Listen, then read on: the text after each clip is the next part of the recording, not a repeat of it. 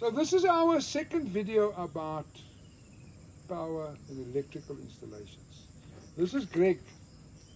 Greg is curious about our thoughts regarding this. And before I start and have a chat with Greg about this, I'm going to make a statement which will sort of explain this discussion. The first one, we're talking about, like I said, electrical installations in overland vehicles. The first statement I want to make, let's see if the keyboard warriors jumps on it. AC chargers are for beginners, and you cannot depend on power from a grid. That's number one. And I'll tell you why about that in a little while. The second statement is about solar power. Solar power is how can I explain this? It's like a cholesterol tablet. You drink it and you take it every day, but that heart attack's going to get you. Some stage.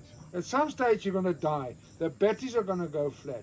You cannot depend on power from the grid, and you cannot depend on solar power to maintain the electrical systems in an overland vehicle. And especially in Africa. Especially in Africa. Yeah, we've had, 4, 5, 6 days of no sun. Yeah. Here in where we are in Zambia. But it's an interesting discussion, John. Yeah. I must say, when we were rigging out our vehicle, your first video, which was all about you've got to make sure you've got enough power. Don't skimp on power. You've got to make sure you've got enough power. But the other follow-on, as you say, is the whole issue with regards to charging the batteries and what have you that you have, and that's really where a lot of people I think go wrong.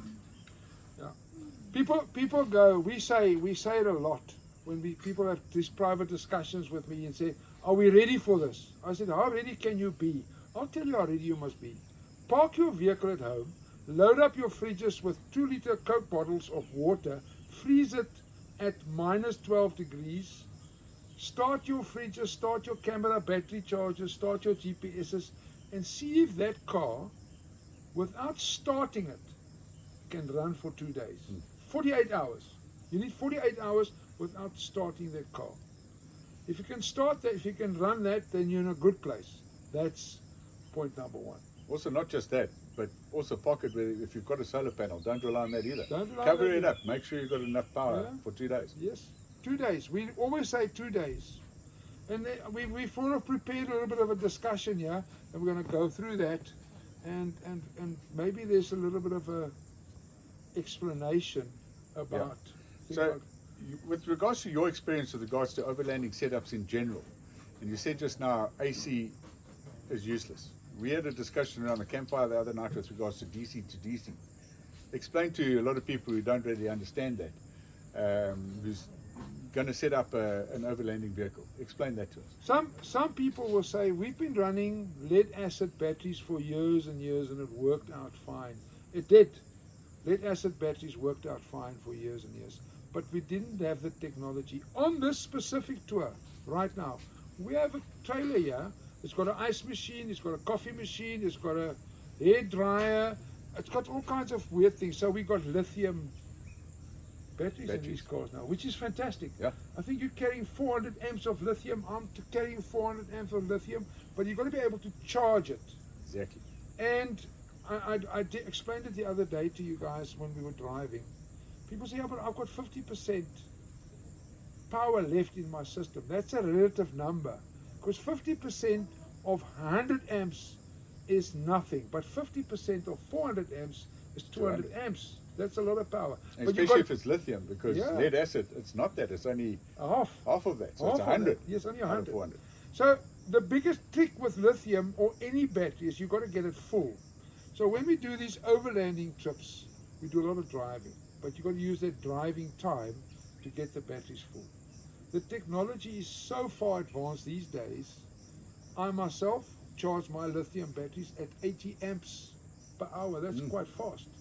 Most cars now these days charge, and that's why I don't understand it sometimes, why people don't go for high amps, but they charge at 30 amps, and it's sort of fine, but 50 amps, there's a new charger from one of the big suppliers today that can charge at 50 amps. Yeah. Why don't you charge at 50 amps? You Well- can't damage the battery. Well, at 30 amps, and you've got 200 amps to fill up, that's 10 hours roughly, That's or 10 whatever hours it is. to do. And you're utilizing power while you're driving. Correct. Your fridges are on, your radios are on, your chargers are on. So yeah, it's a We've difficult got a thing 12 to do. volt oven and the Yeah. 12 volt oven. What a fantastic piece of Oh, equipment. it's a life changer. It's a life changer. Doesn't draw a lot of No. power, but it's fantastic. It is power. So why not charge your lithium batteries at 80 amps? Put in two 50 amp chargers, run it at 40 each, and it's a good rate to charge at. Secondly, you have a backup. Yeah, Because if if one that, fails, if that DC to DC charger fails, because it might fail, you have a backup. yeah, that's a good point. Yeah. So what are some of the biggest mistakes people make and the disappointments on a trip that you've experienced? I'll tell you. It's like a simple answer. People go and camp at, can I say, the Punt Caravan Park in Mossel Bay, or Bella Bella, or Hartenbos, and they're going to plug that car into AC power, and there's a massive false sense of security. I've got enough power, I can stand here for 5 days. But they got power, unless there's load shedding, of course. They pump power into that car, into that overland vehicle, into that off-road caravan at a rate that will maintain them for 3, 4, 5, 6, 7, 8 days. That's why I said in the beginning, AC chargers are sure, it gives you that false sense of security.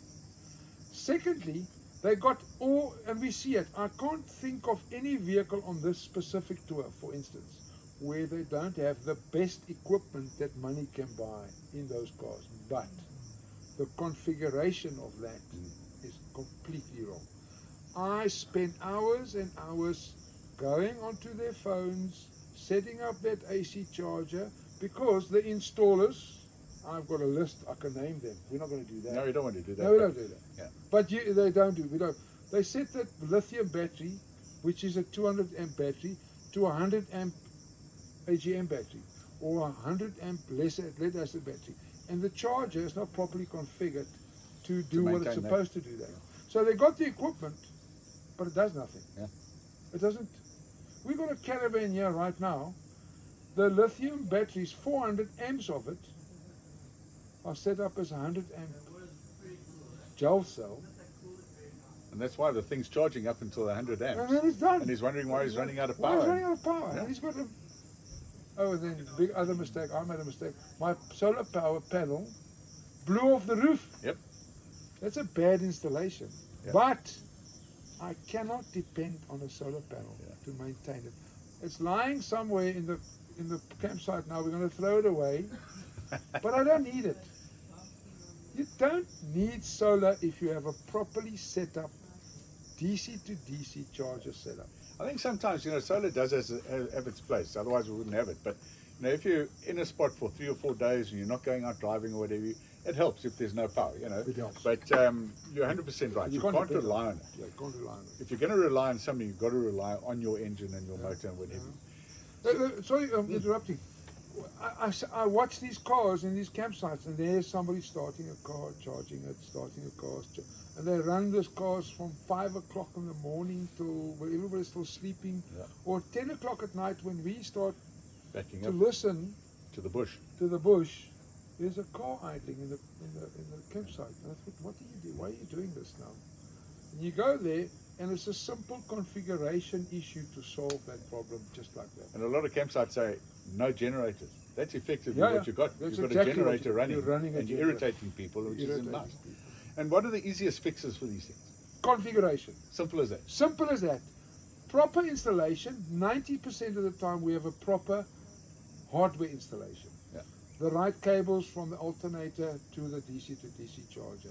The proper equipment. There's a few names, brand names. You guys know what those brand names are.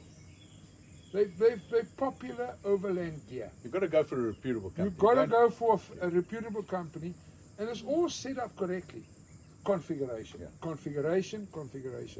Get that, understand that phone app on your phone. It's 2025. We don't do lead acids with a solenoid charger anymore. It's done. That's gone. We run toasters, hair dryers, ice machines, ice cream machines, bread makers, Grant, all these things. We, the technology is there, the power is there, configuration. And behind having a reliable vehicle, the next most important thing is making sure you've got enough power and being able to charge it. Yeah.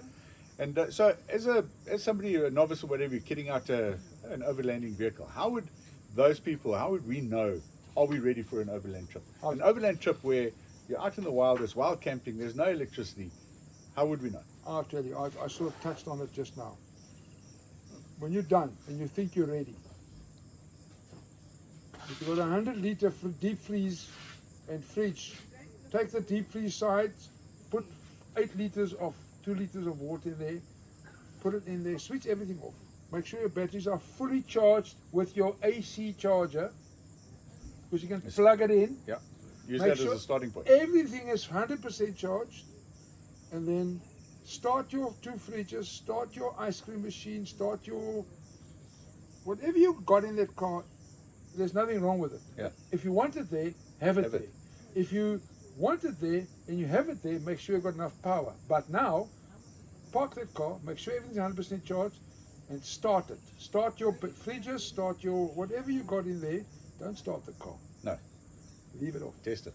2 days, 48 hours. If you've got 48 hours in there, you are ready. Yeah. Some people will say 24 hours is good enough because we're going to drive every day. But what happens, we're standing here now, we parked here for 3 days with no sun, with my solar panel in the ditch. In the ditch. 48 hours, how difficult can that be? Yeah. It's easy. Yeah. Because the technology is out there. That's when you're ready. And also at least 48 hours, because you're out in the bush and whatever, there's nothing worse than running out of power. Your meat goes fraught, your veggies go fraught, you've got warm beers. Ooh, that's just going to ruin a holiday. That's just, well, and we got a guy on this tour called Stanton. If he runs out of ice, he's a miserable guy. No, we know that. Stanton, come here quickly. Stanton, come sit here. I want to talk to you. Come sit here. So there's a big difference between a camping trip and an overlanding trip. Yes. And I think it's important that people understand that. It's all very well going to a campsite or whatever, even if it is a wild camping site, but you've got facilities close by and what have you, but when it's overlanding, it's a different story entirely. Firstly, overlanding is like a tough thing. Yeah. You drive, you stop, you park, you make a fire, you have a beer, you have a whiskey, whatever, you want ice, and tomorrow you go in again. So, and sometimes you stop for 2 or 3 days, just to take a break, and you maintain and you fix and whatever, but during that period, you must have enough electricity. A camping trip is easy. 90% of the time when you go camping in South Africa or Southern Africa, even here where we are at now, you can plug your car in to the power. And you're good to go. And you're good to go. But an overlanding trip, we did East Africa now. So a question that we get asked a lot, and even before this tour, I can show you the WhatsApp groups that we got. How many campsites will have electricity? All of them in your car. Electricity is electricity. But power from the grid, you cannot bargain on it on an overlanding trip. But if you go on a camping trip in Southern Africa to all of these... Well, that's commercial camping. Commercial camping, Ebb and Flow, Bella Bella, Wherever. all these places, Kruger National, there's power there. But it's also, if you've got a plug, that like here, there's the American plug or European plug or whatever, you can go into some of the old countries further north and whatever, that where we are, where you don't have a normal plug point like what we used to in South Africa. Then then you're stuck. You can't rely on that grid. You can put those You can trick them in, but it's not so clever. Yeah. So camping, 90% of the time we believe people plan their camping trips. People don't plan camping trips around this. No. Yeah, you're right. Is there a PowerPoint? Yeah. Is there a bar? Is there luxury? Overlanding trip, you're going into the unknown. You don't know if there's a PowerPoint. There's electricity if you're set up correctly. If you follow all these basic rules of overlanding, make sure of this, make sure the configuration is right, make sure you have enough power, make sure everything's configured properly. And also overlanding, mishaps. You can have a breakdown. You can get stuck in mud for a couple of days. Yes. Where you can't get out, or there's nobody to rescue you, Yeah. or whatever the case may be, and then you also reliant on things. But something else that I've just thought about is, in terms of equipment and going overlanding with all sorts of ice machines and this sort of story, there's also simpler ways to simplify that, to reduce your load and not having a thing that's going to draw a hell of a lot of power, and especially if your configuration's wrong. You also need to be clever a little bit with regards to how you're going to make ice, or how you're going to do this, instead of relying on big machines. We, for instance, we don't have an ice machine. We love one. It's easy. Yeah. Press a button and it's Yeah, all but there. those little things backed up. I've got Yeah. a brand new one. Yeah. Never used it. But you go to one of these, where do we go? Mambo's or one of these shops, you buy these silicone ice Yeah, things. It works for bomb. You get these little bags where you can put water in and you make ice. That's it. Yeah. Some people you get these ice cream buckets with these compartments in it. I've got There's that also lots of silicone. ways. Yeah. Yeah, works like a bomb. So if you don't want to go that route where you go ice machines and all kinds of hair dryers, one of the ladies on this tour said to me, or us the other day, yeah, but I'm not going to shower tonight because I can't wash my hair, because I can't dry my hair, because there's no power. But if you've got enough, you can do it. Yep. It just shuts me down completely. And any sort of final tips with regards to general issues and what have you on power supply, not necessarily power itself, but power supply? Don't skimp. We've said it on a previous occasion. Don't skimp on equipment. Don't skimp on battery quantity of amps available. If you can fit a minimum of 200 amps in your car or in your caravan, put it in. Yeah. 400 amps, first prize. You don't need more. No. We got 380, 400, let's call it 400 amps in our car. We do a lot of things with it. We got the Starlink running all the time. We got 2 fridges. We're charging all the cameras.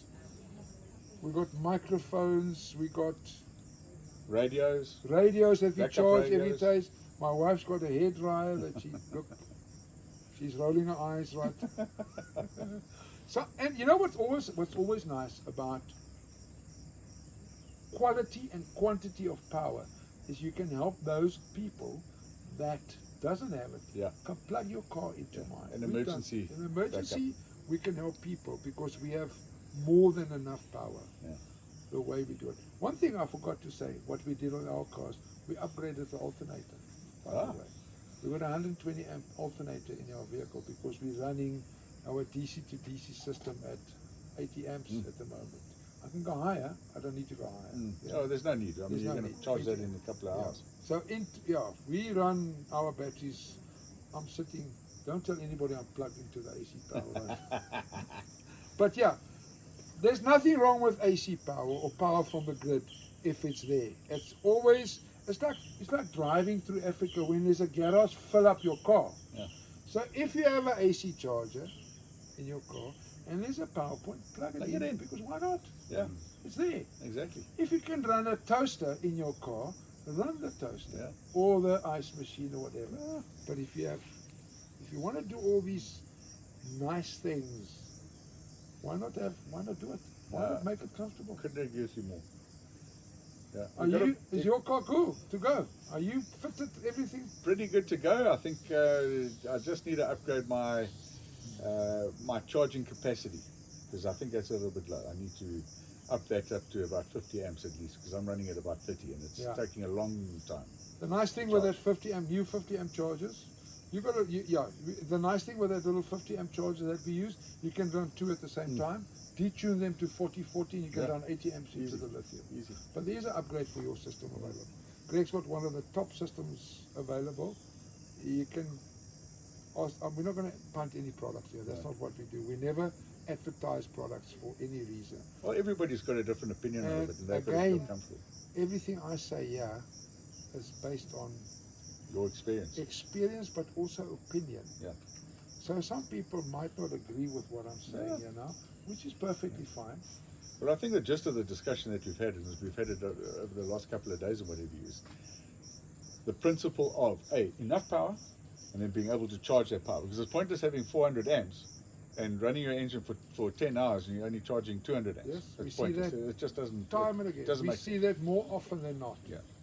Yeah. Cool. Anyway, Greg, Well, thank you. thanks, buddy. Yeah, thanks for that informative, and hopefully a lot of other people are going to find it a lot more informative and Any useful. questions regarding this? Write us a message. We'll do another video. Sure, this is the second one we're doing about power. Maybe there's a third one. yeah, We'll talk about maybe equipment or equipment stuff. or and- show you. Everybody has opinion, thinks their equipment or their installation is the best one. Maybe one video I'll take you through my Yeah, it'd be nice to installation, actually see the installation, which- whatever. which we use. Which also raises a thing. A lot of people think, and handymen like yourself and what have you, think they can do it themselves. You can. I can't. So I've got a theory. If I can't do it, I need to go to somebody who knows what they're doing. Because the last thing I need, do it myself because I think I've watched it on YouTube. Do it myself, and then halfway through a trip, boom, I'm stuck. I'm gonna sort of almost disagree with you, but not. Understand exactly what you're saying. But what you must do once the installation is done properly by somebody that knows how to do it properly, at least try and understand the software. Yes, yes, yes. Because today is all about. This is 2025, like I said. Yeah, yeah. Things happens because of computers and software and things. So understand that app on your phone. What does it mean when there is something in there that says, gives you information? Yeah. Information is everything. Some people say, I don't want so much information because then you see the mistakes. Yeah. Or you see the problems. We've got a car on this tour right now. He's got no idea how much power is in his battery. Yeah. And he will lie in his bed, 10 o'clock at night, and the whole thing goes down. Booms. But he's got 400 amps under the bed. Yeah. But he hasn't been able to charge it. But he doesn't know. Yeah, yeah. Information is fantastic. Learn how to understand the information. And also, if you can see, hang on, I'm not being charged fully or whatever the case may be, at least then you can react before you've run out of power. Yeah. And how awesome is this? We're sitting here on the banks of the Ruangwa River. There's a hippo come out to graze. This is beautiful. This is what overlanding's about. Yeah. You don't want to have a bum holiday where you run out of power or whatever the case may be, and just ruins it. This is so epic. Eh? People sit in places like this and wonder if my feet are still running. Yeah. Is there maybe a message that you want to send to the people that does the installations? The installers, listen to me. Do not install substandard equipment in overland vehicles. Firstly, we know who you are. Secondly, we tell people who you are. And then thirdly, understand how it works. I understand that many of you don't do what we do. You install the right equipment, you do it properly, but do that configuration. Do not send a car out on an overland trip if the software is not set up on the client's phone. Yeah. We cannot get into it because we don't know the pins or the puck codes or whatever. Make sure it's configured from the actual installation to the management system on the phone so that we can see it and help to solve a problem if there's a problem. We see that you know what you're doing as far as the hardware installation is concerned, but pay attention The software, to the that's software. also important. That software is as important, if not more than anything else, because the software tells us where the problem is, and then we can solve it. But if we can't even get into it because the pin has been changed on some DC to DC charger, guys like myself who works with us all day long, I can't help that client. And it's also important for the client to have that information as well, as to Yeah. what is the puck number or pin or Yeah. what have you, and Take a understand photo that. of that sticker and have it with you. Yeah. I myself drive with a separate phone. In fact, we got an old iPhone on the dash with all that information on. It's not a phone anymore. It's now And information center. And our screen in the car itself talks to that system as well, so I can see it on my car, I can see it on a phone, and then we got it on a screen in the car in the back where I could manage this whole thing. We can continue with this discussion for hours. But yeah, I think But we got a fire we've got a fire to get going and a bride to enjoy and a sunset. and sunset.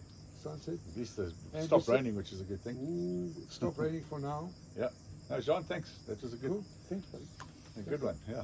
Oh, and we see you soon again on Yeah. African Dream. African Dream. Yeah. Looking forward to that too. And that's important. 75 days traveling. A lot of places got no power.